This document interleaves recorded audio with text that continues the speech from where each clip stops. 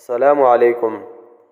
تاریخ اس بات کی شاہد ہے کہ مسلمان جب بھی اللہ کے بھروسے پہ کافر کے سامنے ڈٹا ہے تو اللہ تعالیٰ کی خصوصی مدد اس کے ساتھ شامل حال رہی ہے۔ اخبار 313 کے ناظرین، آپ کو یاد ہوگا جب امریکی صدر جو بائیڈن آخری دفعہ سعودی عرب کے دورے میں جس انداز سے پرنس محمد بن سلمان کے ہاتھوں بے عزتی اور ذلالت اٹھا چکا ہے، اس کے امریکہ کو توقع بھی نہیں تھی۔ پھر میٹنگ کے بعد جس انداز میں محمد بن سلمان نے جو بائیڈن کے مطالبے پہ تیل کی پیداوار کو بڑھانے سے صاف انکار کیا تو امریکی قیادت حیران تھی، مگر ان کو پھر بھی توقع تھی کہ شاید محمد بن سلمان وقتی جذباتی فیصلہ کر چکے ہیں۔ مگر پچھلے دنوں سعودی عرب کی نگرانی میں اوپیک پلس کنٹریز کا جو اجلاس ہوا، جس میں تیل کی مزید پیداوار میں اضافے نہ کرنے کا متفقہ فیصلہ ہوا۔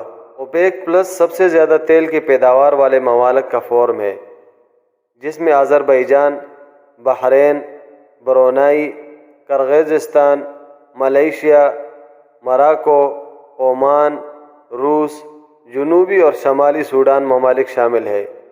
اس فورم میں چونکہ اکثریت عرب ممالک کی ہے، اس لیے یہاں پر حتمی فیصلہ سعودی عرب کی مرضی کے مطابق ہوتا ہے۔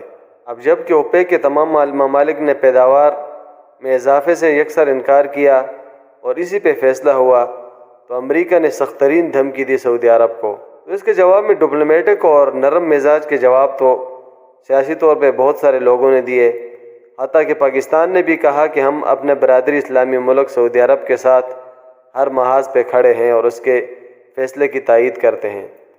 مگر ایک دھمکی ایسی تھی کہ جس نے دنیا کو لرزے میں ڈال دیا ہے۔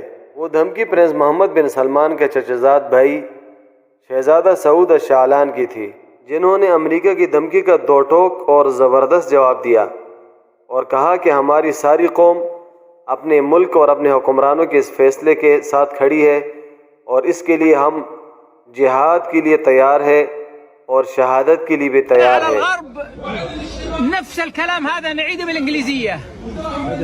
Anybody that challenges the existence of this country and this kingdom, all of us, we are projects of jihad and martyrdom. That's my message to anybody that thinks that he can threaten us. نیچے subscribe کے button پہ click کریں، بیل کے icon پہ click کیجئے تاکہ ہر نئی video کی نوٹیفیکیشن آپ کو مل جائے۔